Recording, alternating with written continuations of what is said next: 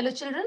Now it is the second part of our video of hydrocarbon in which we are doing the back exercise.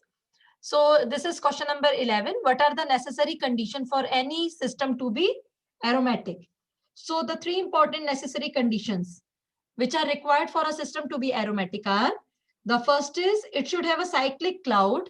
It should have a cyclic cloud of delocalized pi electron. Delocalized pi electrons above and below the plane of the molecule. Above and below the plane of the molecule. Now the second reason. The second thing to be for a system to be aromatic in nature. The second is it should be planar in nature. Planar. It should be planar. That is, complete delocalization of pi electron is possible only if the ring is planar, to allow cyclic overlap of p orbital. So there should be the complete delocalization. It should be planar in nature. Now the third case, it should follow Huckel rule. Huckel rule. Now here comes the Huckel rule. Huckel rule, that is 4n plus 2 pi electrons where n is equal to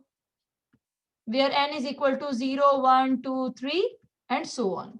So the three important conditions for our system to be aromatic in nature is: the first one, cyclic cloud of delocalized pi electrons; second, the planar; and the third is, the most important one, is the Huckel rule should also be followed. Now here are some examples in which we have to show that whether it is aromatic or not aromatic in nature.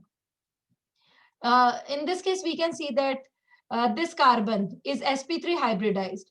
So as soon as we see that one of the carbon is sp3 hybridized, so it is not planar in nature now. Not planar in nature, and it does not contain 6 pi electrons. Although it contains the 6 pi electrons, 2, 4, 6. Although it contains the 6 pi electron, but the system is not fully conjugated. That is, here at this place there are 2 single bonds. So the system is not properly conjugated. So in this case, it is considered to be not aromatic in nature. One of the carbon is sp3 hybridized, and the other main thing here is, although having the 6 pi electrons, system is not fully conjugated.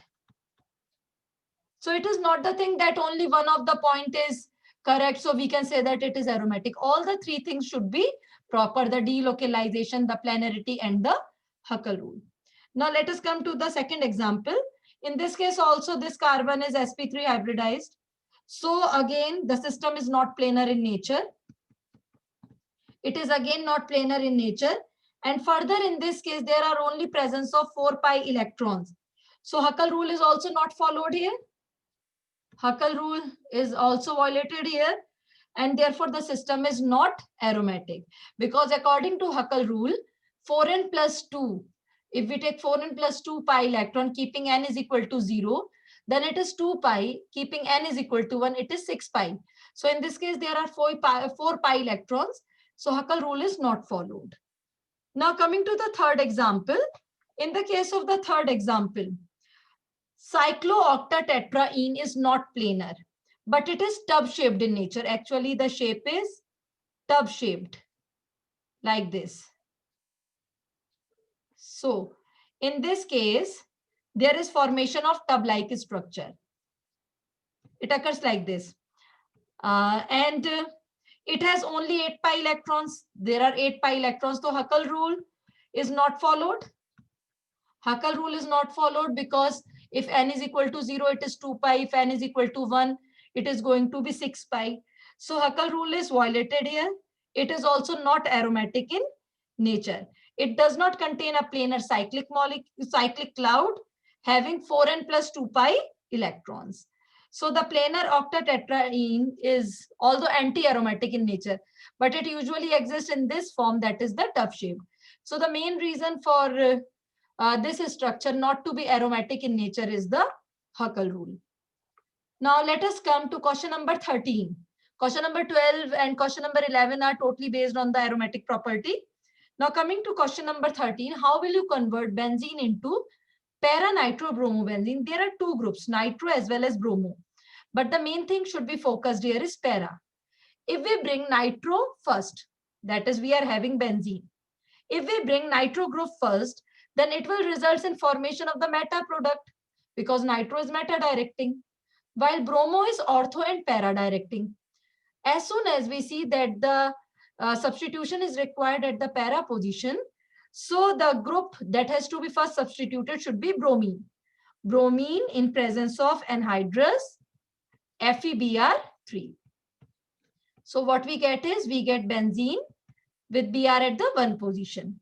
Now bromobenzene, it is going to be ortho and para directing in nature in presence of concentrated HNO3 and H2SO4, which is again concentrated, that is the nitrating mixture. So the nitration reaction takes place and it is going to form two products. One is the orthonitrobromobenzene and the other is the para. The one should be the para-bromobenzene, including the para-nitrobromobenzene and the orthonitrobromobenzene. But we don't require both of these. We don't require both of these. We require only the para-nitrobromobenzene. So both of these are separated by using the fractional distillation. By fractional distillation method, both of these are separated and we get the major product as the para-nitrobromobenzene. So in this way, the preparation can be done for this. Now again, coming to the second part is meta-nitrochlorobenzene. If we have to make the meta-nitrochlorobenzene, so nitro group is meta directing while chloro group is ortho and para. So in this case, we will first bring the nitration part, that is concentrated HNO3 along with concentrated H2SO4. So we get the nitro substituted on the benzene ring. Nitro is meta directing in nature. So now using chlorine in presence of anhydrous AlCl3, we get meta-nitro and chlorobenzene. The product is obtained. Now para-nitrotoluene. Again, we know that the nitro group is meta directing, but the CH3 group, that is the toluene part, the CH3 group on the benzene ring is ortho-para directing in nature. So now what we do here is, first of all, we have to prepare para-nitrotoluene from benzene. So we will first prepare the methyl benzene or toluene. Starting with this benzene, first of all, the alkylation is done, Friedel-Crafts alkylation. In presence of anhydrous AlCl3, we get benzene ring with CH3. We know that CH3 is ortho-para directing in nature. Now again using the nitrating mixture that is HNO3 with H2SO4 is used here. So we get the two products. One is NO2 at the ortho position and the other is NO2 at the para position. We know that NO2, the one which is at the para position is going to be the major product. The para substituted are major, while the ortho substituted are minor in nature. Then again separating them by fractional distillation. Separation by fractional distillation results in giving us only a single product, that is nitro with the nitro and methyl exactly at the para positions. So coming to the fourth one, acetophenone from benzene, it is a very direct method. This is also known as Friedel-Crafts acylation. We have taken benzene and then the reaction of Friedel-Crafts acylation is done. In presence of anhydrous AlCl3, we will directly get benzene ring with COCH3, that is also known as acetophenone, along with the removal of HCl. So this is about, this reaction can also be carried out. For the acylation, you can also use, in this place of CH3COCl, you can also use acetic anhydride. Now in question number 14, a structure is given to you and you have to identify 1 degree, 2 degree, 3 degree carbon atoms and give the number of the hydrogen atom bonded to each one of these. So let us mark these which are the 1 degree, 2 degree and 3 degree. In the expanded structure, we can easily see So it is CH3. First, we will draw the expanded structure and we have to count the number of hydrogens also. 3H here. In the similar manner, 3H on the downward. Then CH2, CH, again CH3. And here also again CH3. So first of all, we will mark all of these as the total number of 1 degree, 2 degree type. This is 1 degree, carbon on the one side. This is 2 degree with carbon on two side. This is 4 degree, having carbon on the 4 side. It is again 2 degree with carbon on the 2 side. It is 3 degree, carbon on its 3 sides. And this is 1 degree, having the carbon chain on only one side. So if we count the number of the hydrogen atom on 1 degree type, so 1, 2, 3, all the 1 degree. This is also 1 degree, 3, 4, 5, 6. This is also 1 degree, 7, 8, 9. Again, this is 1 degree, 10, 11, 12, 13, 14, 15. So 1 degree carbon is having the total number of hydrogen atom attached as 15 hydrogen. Now in case of 2 degree carbon, let us come to the 2 degree carbon. 1, 2, 3, 4. Total number of hydrogen attached to the 3 degree one is 4. Now coming to the 3 degree carbon, only one is the 3 degree, that is this H. So it is only 1 H. So in this case, we have to calculate the, identify the degree and calculate the number of the H atoms. Now question number 15. What effect does branching of an alkane chain has on its boiling point? We know that as the branching increases, as soon as the branching increases in a structure, branching increases, the surface area of the alkane, now approaches as it is going to be sphere. It goes and goes on decreasing the surface area and appears like a sphere. And we all know, that the surface area, is of the sphere is the minimum. Surface area of a sphere is minimum. So in that case, van der Waals force of attraction, the weak force, van der Waals force of attraction also becomes minimum. As a result of this, the boiling point also decreases. Hence, the boiling point of alkane, we can conclude here as decreases with branching. With branching, we have studied this topic in the isomers when we are talking about the isomers and their boiling point. Now let us come to the question number 16. Addition of HBr to propene yields 2-bromopropane, that is following the Markovnikov rule. While in the presence of benzoyl peroxide, that is peroxide effect, the same reaction yield 1-bromopropane. Explain and give mechanism. That is, in this question, we are supposed to give the mechanism for Markovnikov as well as anti-Markovnikov. Although we have done in the notes part of it, that is, let us take the HBr. H becomes electropositive, H becomes positive, and Br becomes negative in nature. Now, addition of HBr to propene is an ionic electrophilic addition reaction. This is ionic electrophilic and addition reaction. This is going to be the addition reaction. Now, here the electrophile H positive is the electrophile. Now, when this electrophile in the first step, let us take the first step when the propene is there, CH3, CH double bond, CH2, and H positive, the electrophile is there. So the movement takes place like this, the pi bond towards the H positive. This step is going to be the slowest step, resulting in formation of carbocation. Okay, this carbocation is formed. This is the 2 degree carbocation, and this carbocation is more stable. We know that 2 degree carbocations are highly stable in nature. Now, at the step 2, now what happens in the step 2? Br negative is left.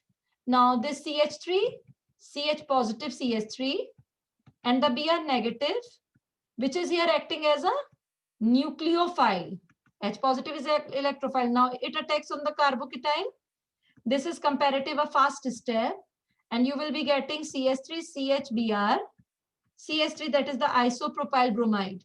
This is 2-bromopropane. Now what happened in case of the benzoyl peroxide? We have to move with this also. Now in the second case, if we have taken benzyl peroxide, it is also electrophilic, but the electrophile is Br dot. Br, a free radical. Bromine free radical is there, which is obtained from the benzoyl peroxide. Let us see how. C6H5. This is, I am going to draw the benzoyl peroxide first. So this is the benzoyl peroxide. It undergoes the homolytic cleavage. Now the homolytic fission takes place. Now homolytic fission occurs and the free radical is obtained, 2C6H5COO, a free radical, which further results in formation of a phenyl free radical along with the formation of CO2. Now what happens further? The phenyl free radical. This is, these free radicals are highly reactive. The phenyl free radical attacks on HBr, resulting in formation of benzene along with the bromine free radical. This is the step 2. Now further, in the step 1, in this step, the bromine free radical is formed, which is now further going to attack on the propene. Now let us see how. This is CH3, CH double bond CH2, and the bromine free radical is there. It results in formation of, we are showing only the more stable one here because the main product has to be shown. Now what happens here? The bromine free radical, out of this pi bond, one of the free radical is one of the electron is shifted to CH, forming the free radical, and the other electron gets attached with the bromine free radical, forming a 2-degree free radical, which is highly stable in nature, more stable in nature.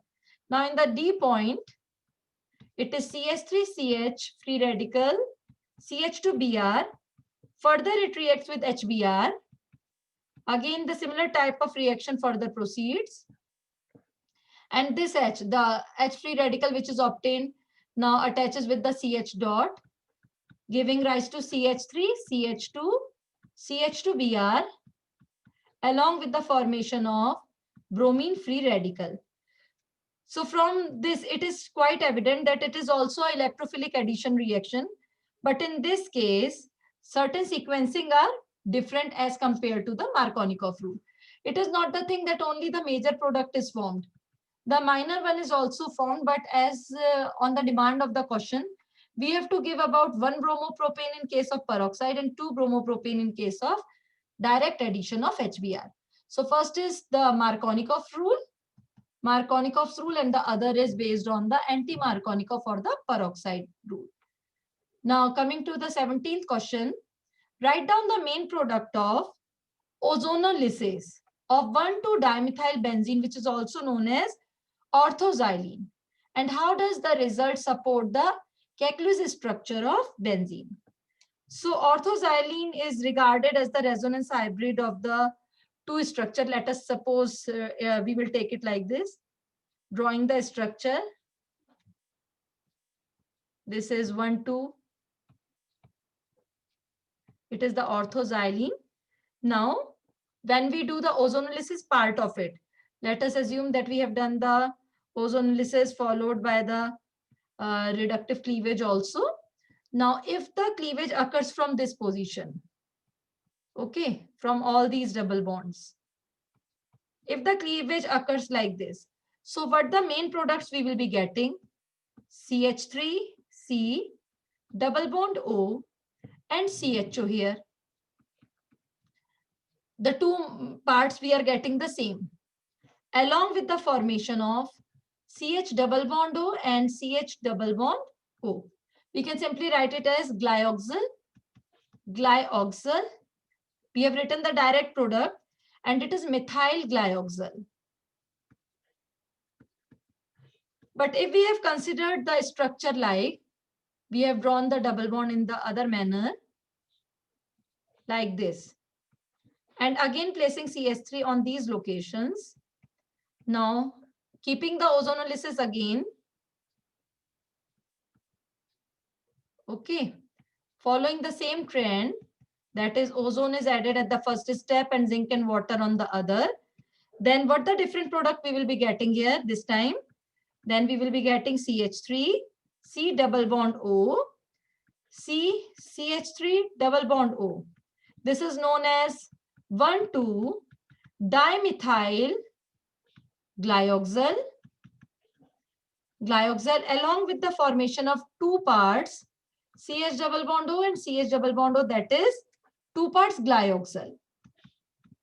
So we can see that if we have changed the position of the bonds according to the resonance structure, we have changed the presence of the bonds, then the product is also going to be varied out.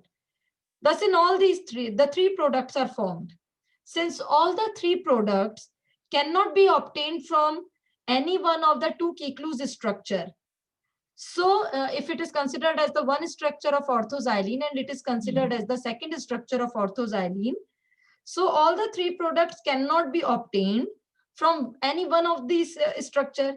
This shows that orthoxylene is a resonance hybrid of two Kiklus structure. Okay, because all the three structures cannot be obtained.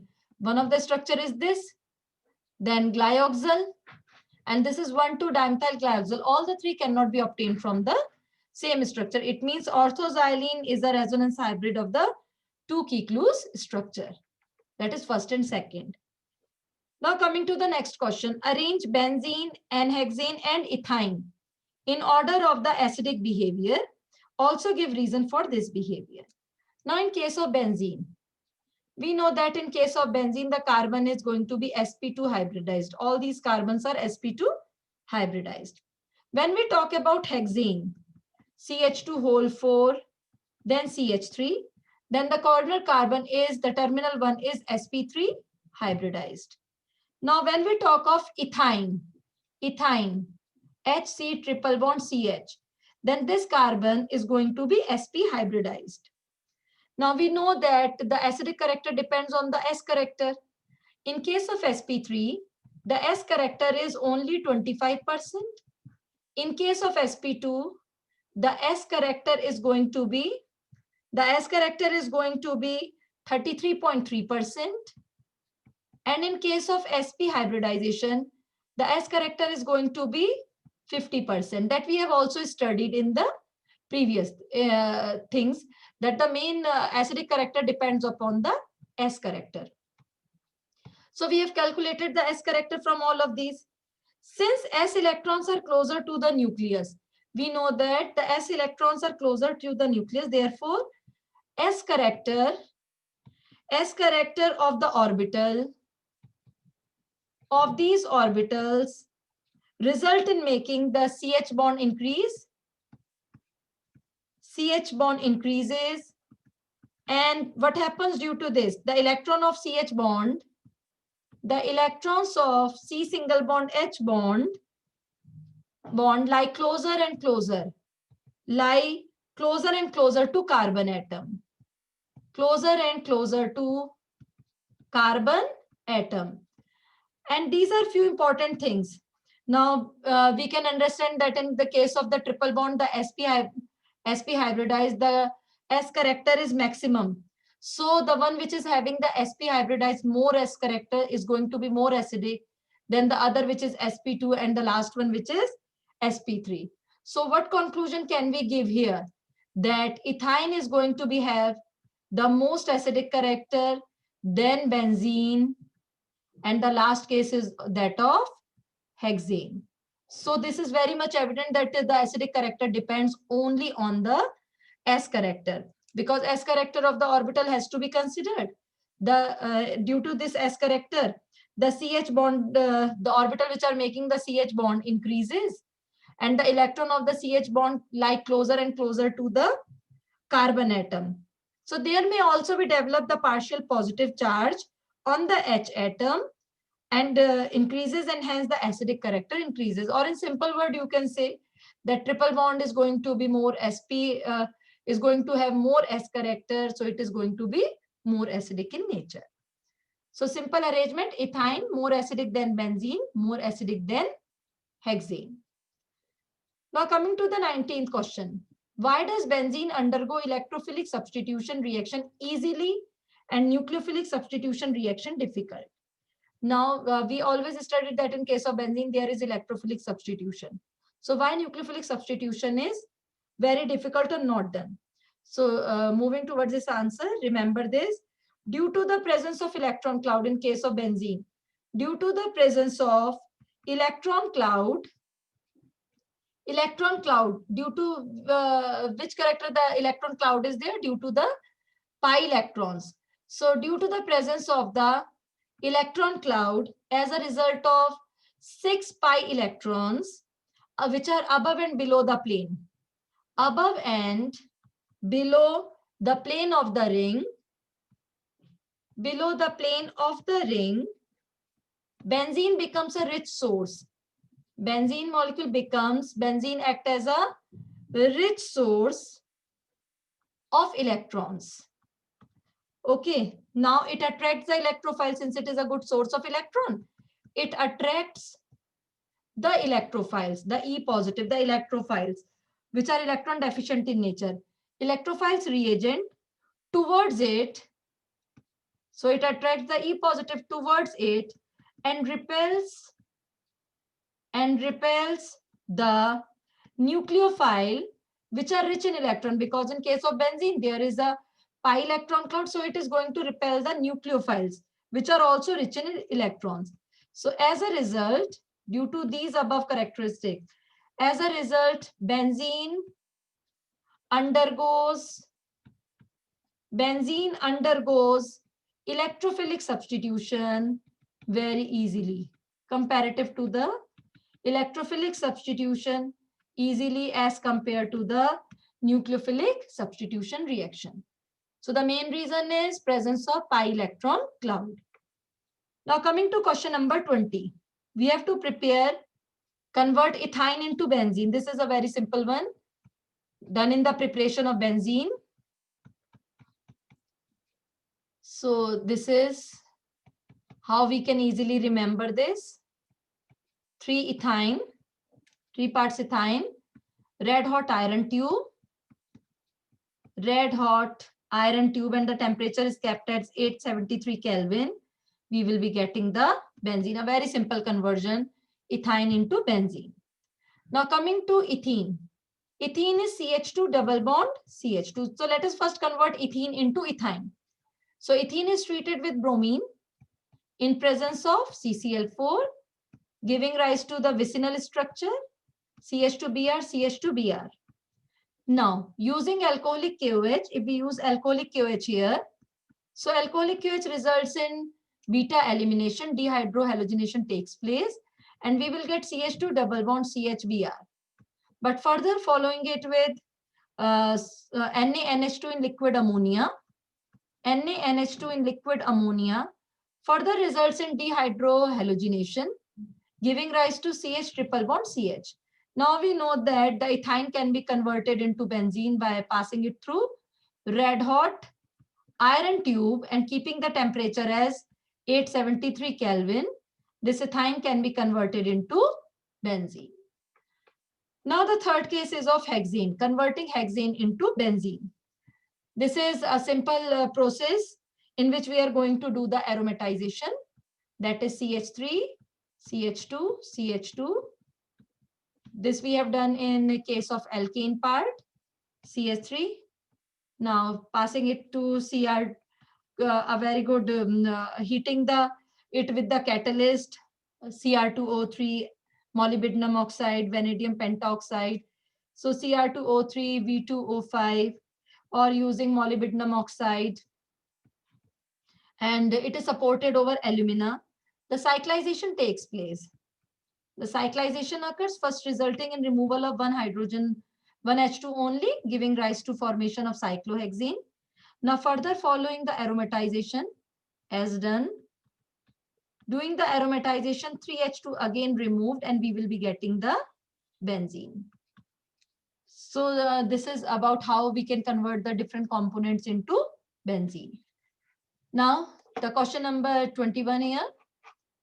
Question number 21, write a structure of all the alkenes which on dehydrogenation give 2-methyl butane. So first of all, we will think what is 2-methyl butane and which on hydrogen, which substances can give, which compounds can give 2-methyl butane on adding hydrogen. So if on adding hydrogen, we are going to get this. So it means the reactant must be having a double bond in it. So putting the double bond at different location, we can identify the different compounds here. So first one can be, if we give it as a number, this is 1, 2, 3, and 4. The first possibility is that we will put a double bond in between 1 and 2 position. So let us take CH2, double bond C, CH3, CH2 and CH3. So one possibility can be this, that is between a double bond between first and second carbon atom as the structure obtained. Now the second possibility, this is the second carbon. Now the second possibility is putting a double bond at some other location other than first and second. So it is 1, 2, CH3, then C and C. Now we are not going to put the double bond between first and second. We will keep it here, CH and CH3. So the change in location can be seen and the hydrogen can be added on this alkene also. Now the third case, the third one can also occur, that is CH3, C, CH3. This can be kept as H, and this is CH double bond, CH2. So there can be different locations by removing the hydrogen, that these can be the possible alkenes which on hydrogenation gives this alkene, 2-methyl butane. So these can be the possible formations for it. Now question number 22. Arrange the following set of compounds in order of their decreasing relative reactivity with an electrophile E positive. Which one is going to give the decreasing relative reactivities with E positive? So one is chlorobenzene, the other is 2,4-dinitrochlorobenzene, and then paranitro. Let us draw all of these. One is the chlorobenzene. The other case is 2,4-dinitrochlorobenzene, 2,4-dinitro. Nitro groups are of which type? We have to remember this thing also. And then is 4-nitro, paranitrochlorobenzene. We know that the nitro groups are electron withdrawing groups. This is the based on the electrophilic substitution part. Higher the electron density on benzene ring, more reactive is the compound towards the electrophilic reaction. So higher the electron density. So NO2 group is a powerful electron withdrawing group. For this reaction, must remember NO2 group is electron withdrawing group. So it will take away the electron clouds towards itself. It is more electron withdrawing group as compared to Cl. So more the number of these NO2 group, less reactive is the compound. It is going to be less reactive because NO2 will take away the electron and will decrease the electron density. And for the electrophilic substitution, we need higher electron density. So what we can conclude here is, if it is number 1, it is number 2, and it is number 3, which is going to be the most reactive for the electrophilic substitution is first, then the paranitrochlorobenzene, that is third, and the last one is 2,4-dinitrochlorobenzene. So it is all based on the electron withdrawing effect. Now in the second part, we are provided with toluene. Toluene is a benzene ring with CH3.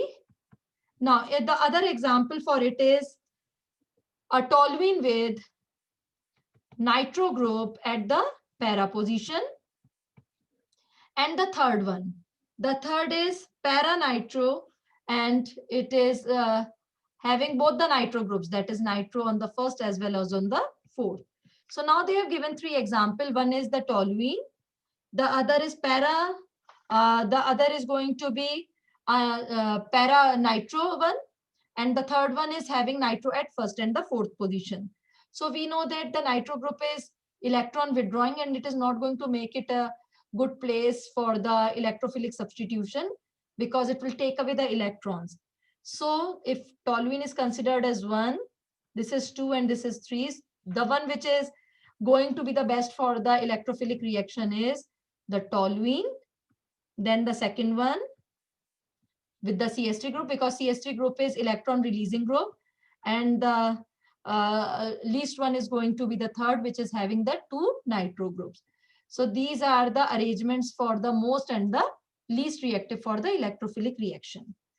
Now the 23rd question, out of benzene, meta dinitrobenzene and toluene, which will undergo nitration most easily and why?